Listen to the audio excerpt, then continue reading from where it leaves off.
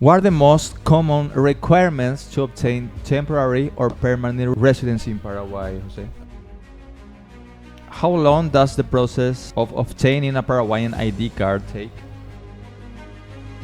Well, my advice, if they contact us before they come to Paraguay, is to work together. We make sure that they get the right documents, because I have people that came here before and they didn't have the right documents, so it's a big delay for them. What has been the most challenging case you work on and how did you resolve it? Well, I think Paraguay is going to blow up in a good way in the next 10 to 20 years. So probably there will be some changes in when it comes to immigration. Right now is the exact moment to come to Paraguay, because I'm assuming that in the next 10 years things are going to be more difficult.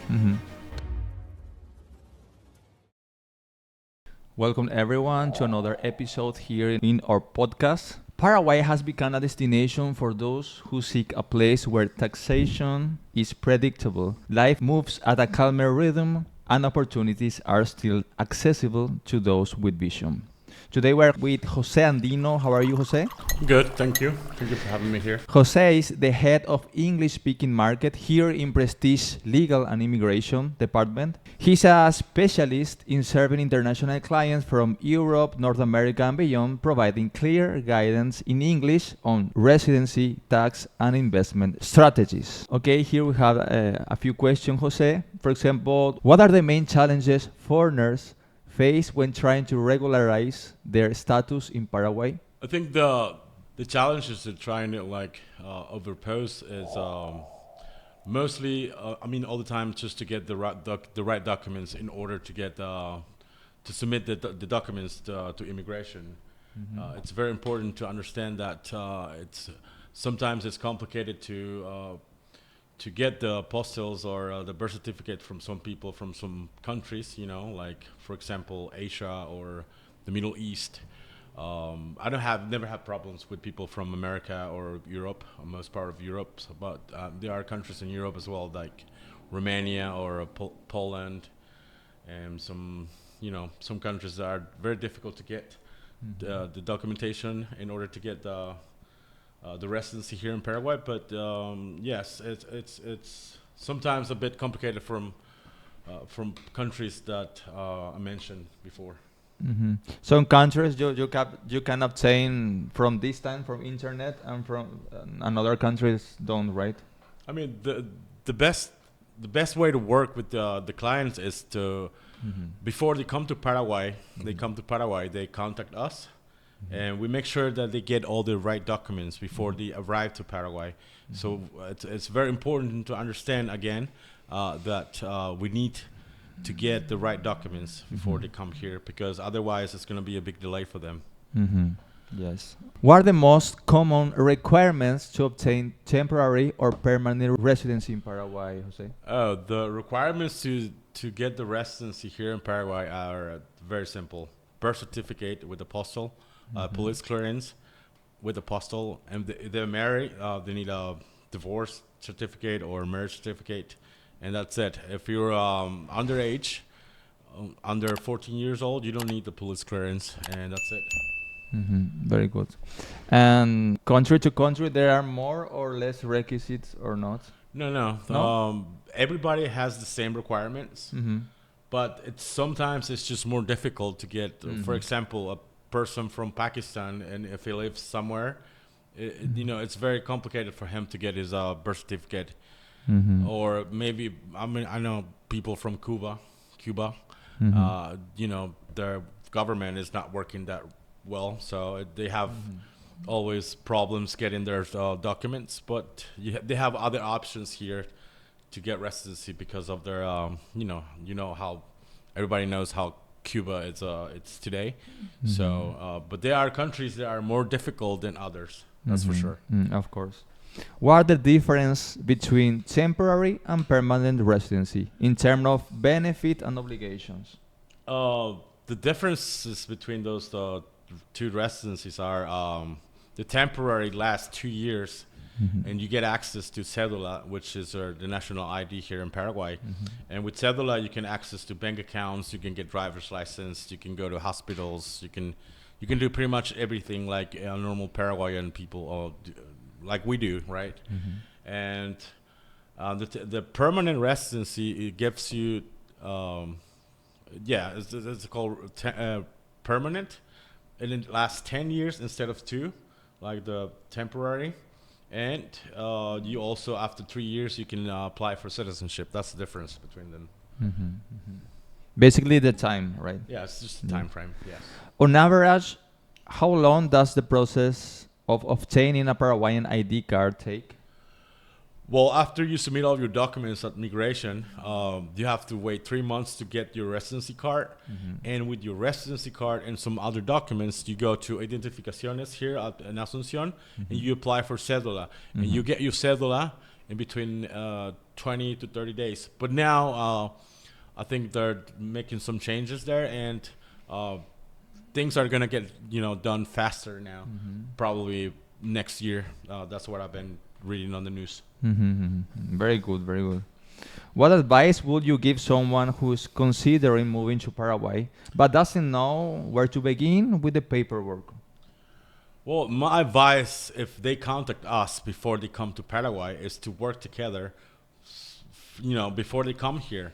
And what we do is we make sure that they get the right documents. Because I have people that came here before, and they contact me here, and they didn't have the right documents. So it's a big delay for them, and it's it costs more money for them to do all the documentations again. So my advice is always contact us before you come to Paraguay, and we make sure that you get the right documents. And that's it. The secret is to get the documents right in order to submit the documents here in Paraguay. Because if you miss one document, you have to travel again, and there is the flight cost and everything. I have a client from Romania before, right? And he came here with all his documents. He thought, because I didn't talk to him before he came here, I just met him here.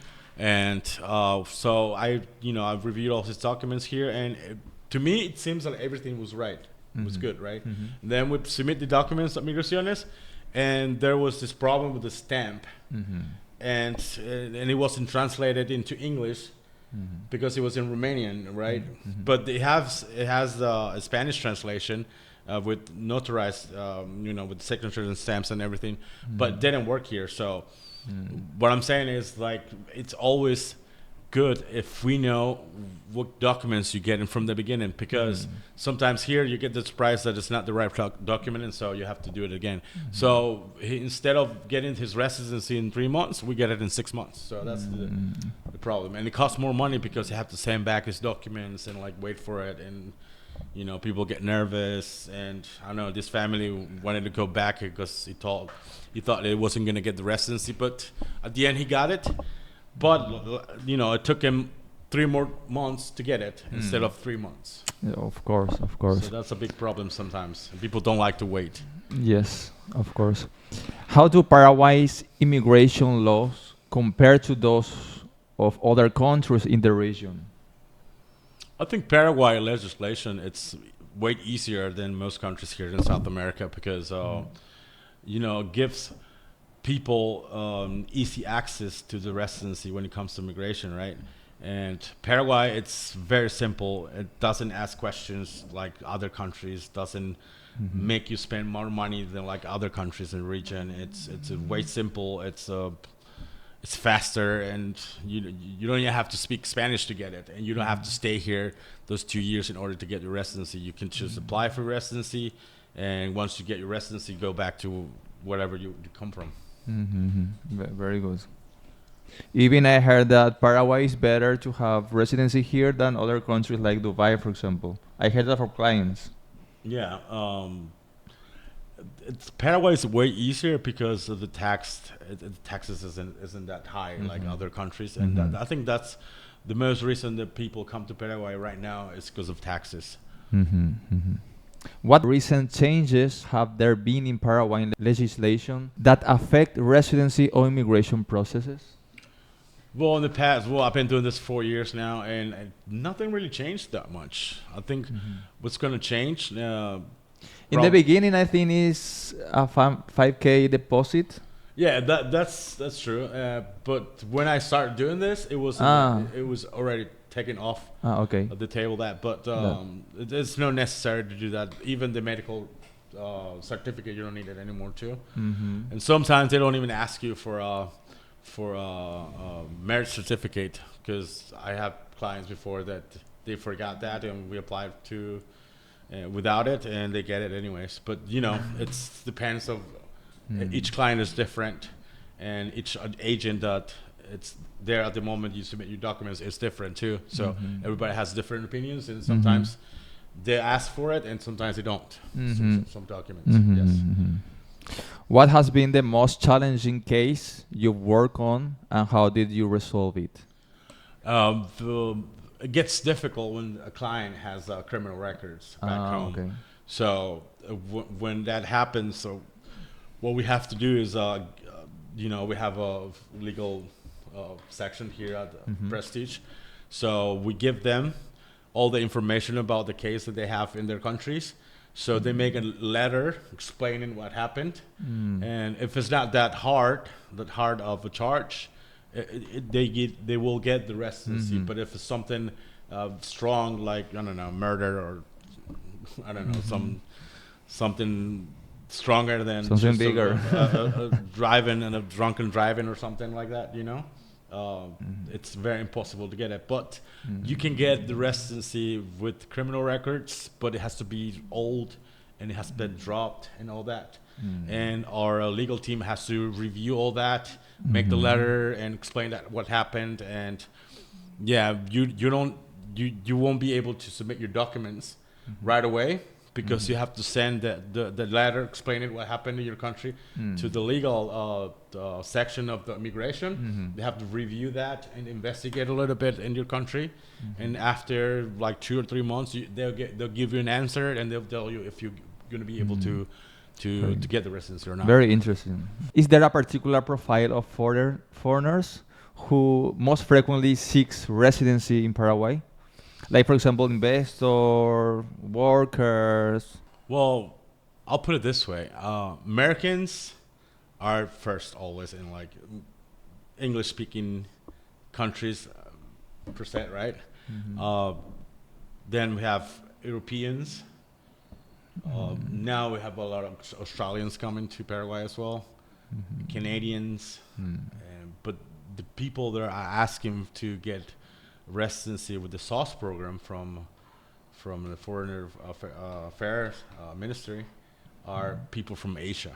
Most people from Dubai or those Middle East countries they're asking for that process, and they want to invest money here in Paraguay. I have been working with people from Pakistan, people from Dubai. They asking for the SOS program. Where do they get the residency, the permanent residency? But I haven't done that with Americans yet, or Europeans. For that reason. And now is a good moment to explain, because there are 2 ways to obtain the temporary residency. The permanent, you mean? The permanent. Yes. The permanent. Yes. Sorry. It's called the SOS program. And it's for investors. You have to invest in Paraguay $7,000 in a frame of time, and you have to meet the goals. You have to propose the government here your business plan, and they have to study everything. You have to bring a bunch of documents with it, and it's a lot of work to do. But it's it's way faster. You don't have to wait 2 years to get the permanent residency. The permanent. And you get access to the permanent residency right away. And if you have family, they're all inside of that package as well. Very good. But it's more work for us, because there are a lot of documents that we have to gather in order to get that. The business plan, 5 employees. Yes, and you have everything. to have a place to work, an office. You have to, you have to prove everything to them. You have to have furnaces and computers. But this is very good for a client that wants to invest and start a company here in Paraguay. If you have the ability to do that, yes, it's very good. And plus, like I said, you get access to the permanent residency, which everybody's looking for. Right away. And the other way to obtain the permanent is It's just Is- go through the normal process. You get your temporary residency and wait 2 years, and then you apply for permanent. Permanent. After that, yes. And that's 90 it. days before it expires. Very simple. Yeah. Very simple. Do you think Paraguay has been attracting more foreigners lately? Yeah. Oh, definitely yes. Most because of the tax. Because this is what I heard from my clients, right? They are tired of paying high taxes in their country, in Europe, in the United States, Canada, Asia, even, right? They're all paying about 40 to 60% of taxes in their country, and they don't want to do that anymore. So everybody, that's what Paraguay gives you that. It's easy Paraguay when it comes to taxes because it's only like 10%. Whatever you make, they'll only take 10% to government. So, yeah, most people are coming here to Paraguay because of taxes, and it's way Because easier of taxes. here. The automotive is more in the Spanish market, like Spain or Mexico, for example. They suffer a lot of occupation, Yeah. illegal occupation. That is very big for them. For example, yes, in Yes. the United States and also in Spain, I think. In Right, Spain, yes. yeah. In Spain, it's very big. That Yeah. it's incredible. How do you see the future of immigration policies in Paraguay? Well, I think Paraguay is going to blow up in a good way in the next 10 to 20 years. So probably there will be some changes in when it comes to immigration and the way to apply to residency. They probably will make it a little more harder for people because it's way easier now. So I think right now is the exact moment to come to Paraguay because I'm assuming that in the next 10 years things are going to be more difficult because it is it's how it is. If you read about history around the world in all the countries, big countries that used to be like Paraguay now, they have the same. They go through the same stuff, So it's very important to understand that in the next 10 to 20 years, Paraguay is going to be blowing in a A good lot of way changes. economically. A lot of changes. So I see Paraguay getting a lot of people now, but things are gonna get a little bit more difficult in the next 10 years probably. What aspects do you believe make Paraguay an attractive place to live and work? I think Paraguay is first again taxes, right, and then people are nice here. Everybody knows about Paraguayans how nice we are with foreigners. We like foreigners. We welcome everybody, and land, it's cheap. Living life is cost is low.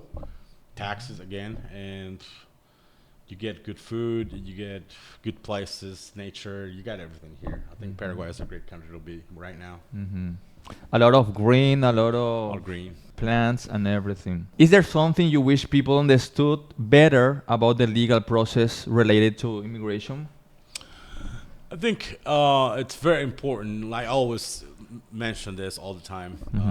The clients need to understand that you cannot rush things here in Paraguay.